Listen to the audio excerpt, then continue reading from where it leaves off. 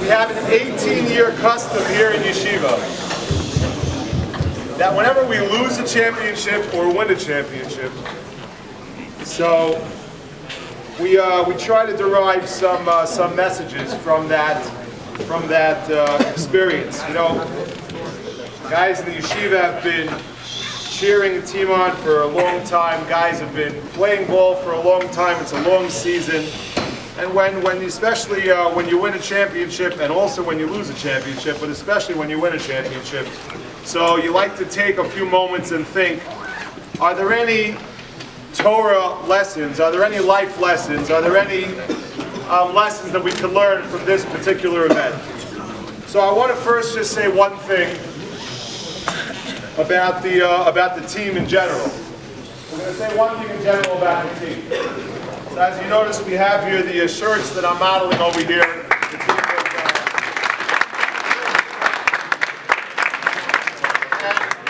And many of you may know that it has never been done in the history of the league that a team has won 33 games and lost none over an entire season.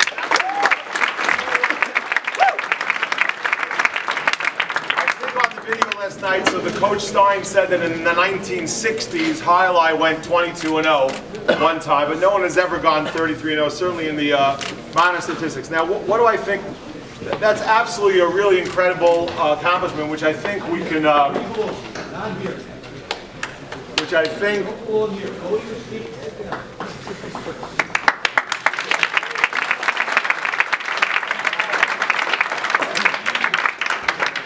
So what I learned from that is that a group of guys, especially at the end of last season, coming very close last season, a group of guys got together and said, every single day when we get out there on the floor, every single practice, every single game, we are going to not let up, we're going to play our best. Now, you know there were some games in the Sarachek that were very, very close, for those of you who were watching, but every day they reached down inside and pulled it out. Now, when it comes to being a Jew, so the mussar that I took from that is that it is possible to be 33-0. It is possible to be undefeated. It's possible every single morning to come to davening and say, today I'm going to have a good davening. Every single day to go to shiur to say, today I'm going to have a good day in shiur. As a Jew, there's no such thing as taking a day off. As one day is not a day. If you can go 33-0 on the basketball court, you can go 33-0, you can go 365-0, you can go, the Rambam says every Jew could be like Moshe Rabbeinu. Every Jew could be the great. Now it's true, Ein Adam Tzadik Bar T'Sheyas Tov Lo Yechta. It's true that every person is going to have a day that they're going to slip such a thing. But the goal is, in Yiddishkeit, and that's one thing we can learn from the whole team, 33-0 is something that everybody can be always in Yiddishkeit. So we thank the team for being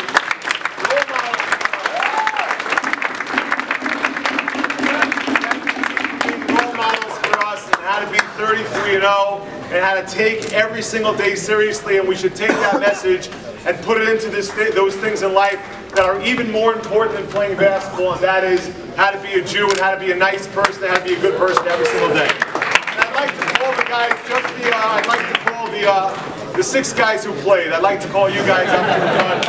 The 6 guys who played.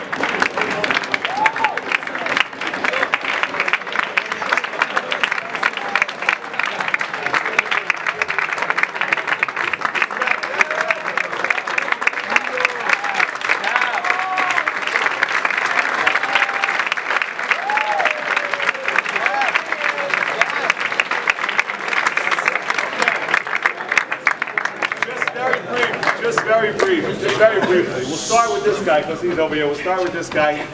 You know, it's possible to be Rabbi Willickshire and play basketball also. Let's hear something about that. That shows you, and I got to tell you something. Not that I was necessarily good enough. I probably wasn't good enough, honestly. But when I was in high school, my parents did not let me play ball. They didn't let me play ball. They didn't let me try out for the team. I probably maybe would have made it. Would have sat on the bench. I don't know if I would have. I wouldn't have.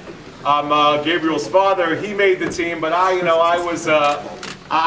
didn't try out. My father wouldn't let me, and the reason he didn't let me is because he didn't think it would be good for me. It would be good for me, and I was committed to starting a school when I was in high school. I was going to start a school that it doesn't have to be a contradiction.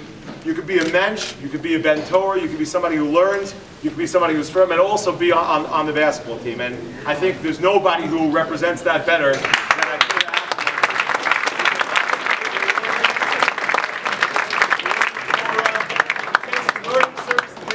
seriously. So we thank you for being a role model in that. Now let's take a look at this next guy over here. Here's a guy who, for those who remember from the junior varsity, did not play all that much on the junior varsity basketball team. He was somebody who, so did he say, well, I'm a reserve on the JV team, and therefore I'm just going to say that my life is going to be forever a reserve. Here's a guy who controlled the whole offense, who gave it away to everybody else, meaning who passed the ball around to everybody else, who made sure everybody else was involved, doesn't make mistakes, was a mainstay of the team, and if you don't have a good point guard, you can't win a championship. So this is one second. Growth mindset. If you're a reserve as a JV, that doesn't mean you can't be a star on the varsity. Growth mindset.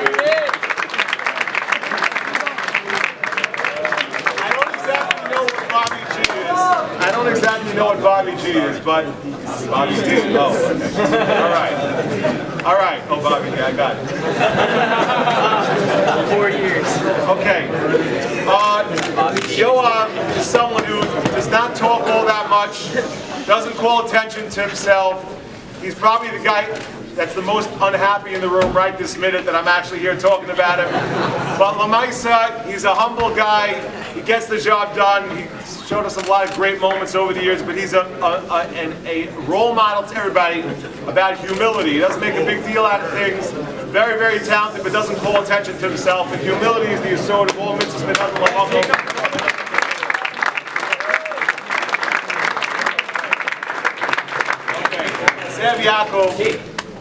Zev Yaakov is a guy also who unbelievably worked on his game. I mean, how many points did he have? I think around 14 points, maybe shot like 5 for 7 from the field, 5 for 8 from the field. 14 points in the championship games. You wouldn't have been saying this about him 2 years ago, 3 years ago. You wouldn't have been saying that about him. He's a guy who worked on himself. I want to say one other thing. Last year when a couple of kids left our yeshiva, it was a little bit difficult for this guy to maintain the positive attitude and still be part of this yeshiva. But thank God he reached deep down inside. Something was a little difficult for a couple of weeks there, but he came back and said, this is my place, this is where I belong, this is where my heart is, this is where my neshama is, and Hashem should give him the siyata d'shmaya to keep on making the right decision.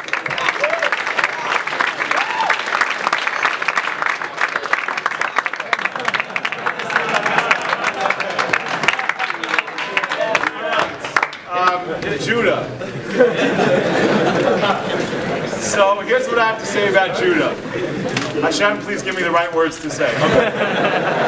So Judah's a guy, let me say this about Judah. So when Judah was in elementary school, so he also was playing for the team for a bit, and then he didn't play for the team. He had some personal issues to attend to and wasn't able to play for the team, and went through a couple years, didn't play. And worked on himself, and it takes a lot for Judah to get himself back into the mindset to play. When the team needed it most this year, the Frisch game, the last game, he really stepped it up, and he was somebody who said, I'm going to defeat whatever personal issues I have, and I'm going to bring my best that I can out on the court. And that's a message for everybody in life, that when you have certain challenges, you face your challenges head on, don't submit to your challenges, but you face, you overcome. And he was a very, very important part of the championship team. And Judah,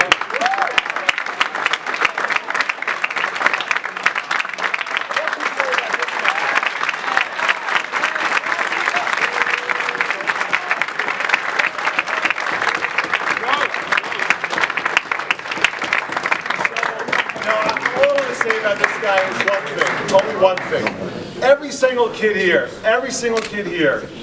you should know that Hashem has blessed you with particular talents. Hashem has given everybody a certain ability, certain talents, every person here. And the goal of life is to use the talents that you have to serve Hashem, and to use your talents to serve the Jewish people. And to not let those talents get to your head. To not let them get to your head, to still be a nice person, a caring person, a humble person, a person who's a man of the team, a man of the people, and not somebody who views himself as arrogant and haughty. And I wasn't given near the talents that this fine young gentleman was given in basketball and various other things, but I can learn from him very important about when you're given talents, how do you carry yourself? You carry yourself like a mensch.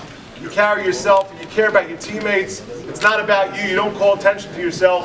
You call attention to the team. And that's why this whole team was successful. Don't make a mistake for 1 second. Now we'll switch to a little basketball for a second. Not that I know anything about basketball, but a little bit. You don't win championships with one player. You don't. A lot of teams have great one players. You win championships with a team. Klal Yisrael successful as a team. This guy never called attention to himself. Never went, and as Rabbi Cohen pointed out to me, with the big play, the dunk that everybody watched, on the next play, you saw him back on defense like anybody else playing. He was playing. There was no calling attention to himself. He was back on defense, back with the team, back being a part of it. So we thank him for all the hours and hours.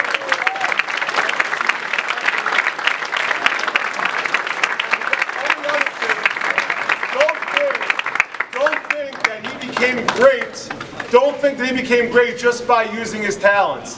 It was work and work and work and focus and energy and work. One other thing, and I don't mean to compare him, for this I'm going to get in trouble, but I don't care. I like to get in trouble anyway. Rabbi Storch told me one time Rabbi Storch had the ability, I think it must have been the Nets against Miami, and he has a certain way that Rabbi Storch sometimes gets courtside seats. So he got courtside seats, and he told me he was watching LeBron James during a basketball game, and he said he has never seen anybody be as intense and as focused as he saw it. You sit 2 rows away from the guy, you feel how intense and focused that person, that LeBron was when he played ball. Lahavdil elef alfei avdolos. I'm not suggesting that well, we have our little mixas, similar kind of idea. This wasn't just God-given ability. Yes, LeBron James has ability. This is focus, intensity, and work. If you come upon with a difficult Tosafos 4 years, next year in Eretz Yisrael, and for the rest of your life, you should use that same focus, ability, and drive to accomplish in learning, to accomplish in Yiddishkeit, to accomplish